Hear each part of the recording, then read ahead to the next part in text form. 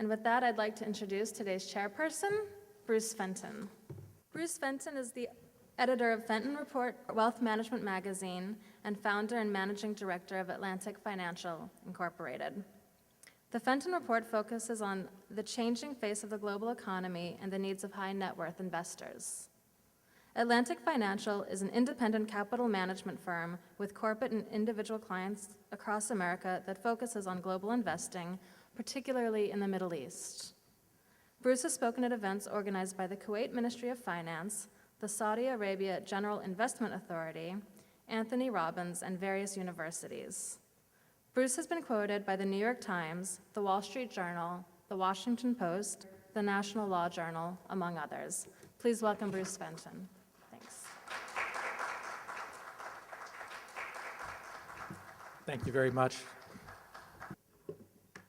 Thank you for joining today. This promises to be a great use of your valuable time. You know, it's incredible how time flies. It's the last quarter of 2008 already. We're going to be entering 2009. It seems like it was just yesterday that we were entering the new millennium, the new century. At that time, the History Channel did a program about the most influential people of the last 1,000 years. There was some stiff competition. George Washington, Bill Gates, William Shakespeare. The winner, in the eyes of the History Channel, was Gutenberg.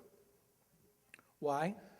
Because with his invention of the movable type printing press, Gutenberg set off an information revolution that changed the world that we live in today, changed politics, education, health, the entire structure of governments, all because of the way that information flowed.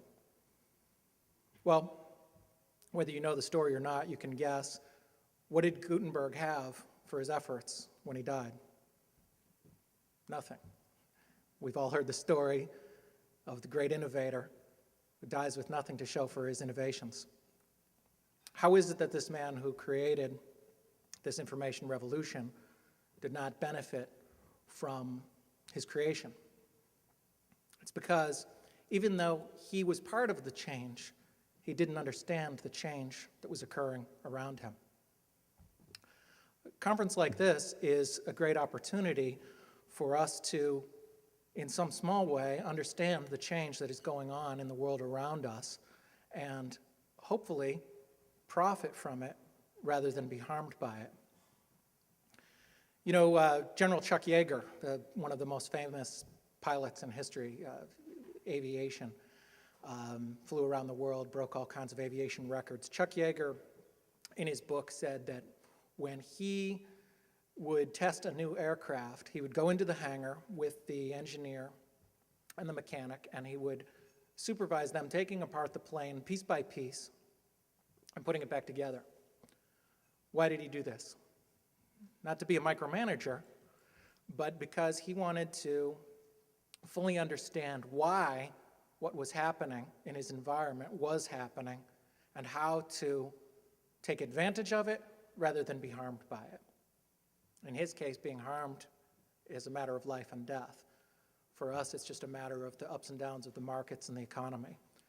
So this is an opportunity for us to understand a little bit more from the distinguished panelists and sponsors and your fellow attendees, a little bit more about what is going on in our world and how we can profit from it rather than be harmed by it.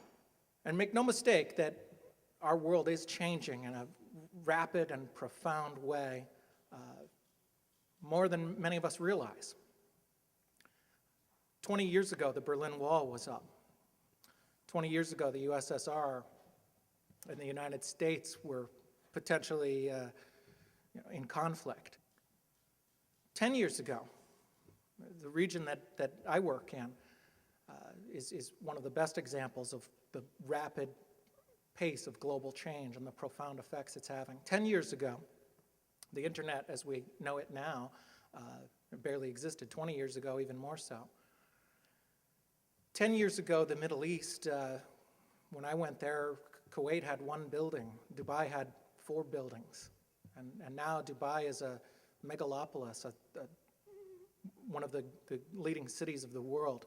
They've created an entire stock exchange from scratch. You've probably seen the coverage of the tallest building in the world and the largest port and the largest pier and the finest hotel and the Tiger Woods golf course and the indoor ski resort and the islands shaped like palm trees the size of Manhattan that are visible from space that didn't exist 10 years ago. These changes are profound, and we don't hear that much about them. You may have heard the economic miracle of Dubai, but even less of us have heard about the regional economic miracle. In nearby Saudi Arabia, 10 years ago, Saudi Arabia's economy was a joke, even though oil was at a whopping $20 a barrel. Well, now Saudi Arabia has, partly because of being encouraged by the success of Dubai, has undertaken this massive infrastructure investment. They endeavored to become listed as a top 10 global economy as measured by the World Economic Forum by 2010. A few years ago, this was thought as a laughable goal, but they have made hundreds of strides in human rights, worker rights, education, all of these metrics measured by the World Economic Forum. Now they're ranked number 23. They're ahead of Italy. They're ahead of Spain from nothing just a few years ago. They're investing more money into infrastructure than India, China, and the United States combined over the next 5 years. They're putting more money into the city of Riyadh in the next 3 years than all the money put into all the cities, towns, and states, including the Katrina rebuild, including the California fires, over the last 5 years in America. They've built 30,000 new schools. They've built 300 new colleges that are in progress. They've built a Yale-sized university with a $25 billion endowment. The list goes on and on and on. They're actually building 6 new cities, Dubai-like super cities at over $100 billion each. One of these cities, Jizan City, is a joint venture with the government of China and Chinese private industry, a $100 billion, million-person super city that has Chinese roads, Chinese signs, Chinese laws, joint Chinese and Arabic taught in the classrooms. Why would they do this? Well, China has reached an import quota in almost every country in the world. Belgium, for example, will not accept any more Chinese goods because they're past their quota. So what do you do if you're a Chinese manufacturer? You open a factory somewhere else. What do you do if you're in Saudi Arabia where you have unprecedented liquidity, literally $1 trillion in cash, and you have 70% of your population under age 25? You need expertise, you need work. What better place to get expertise than China?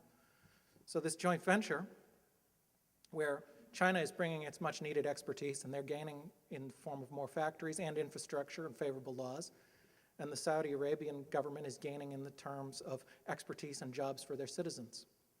These kind of changes you don't hear about much, but they're massive economic importance. We get caught up in the day-to-day about what is occurring by minute or hour, and we sometimes forget the big picture. Our world is changing very, very rapidly, not just India and China and the Middle East, but Latin America, Russia as well. It's astounding, and the information revolution that we are in right now is part of it. It is every bit as significant as the time of Guttenberg, and every bit as significant to what we do in our lives and our work. So this is an opportunity for us to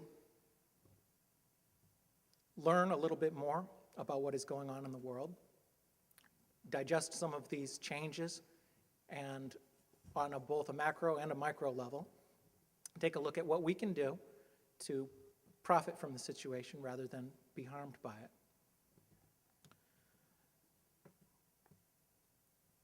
We have a great agenda today, some great panelists and speakers, and hopefully you will gain something that can help you succeed with whatever your goals may be in this rapidly changing world that we live in that is full of excitement and opportunity. Thank you very much.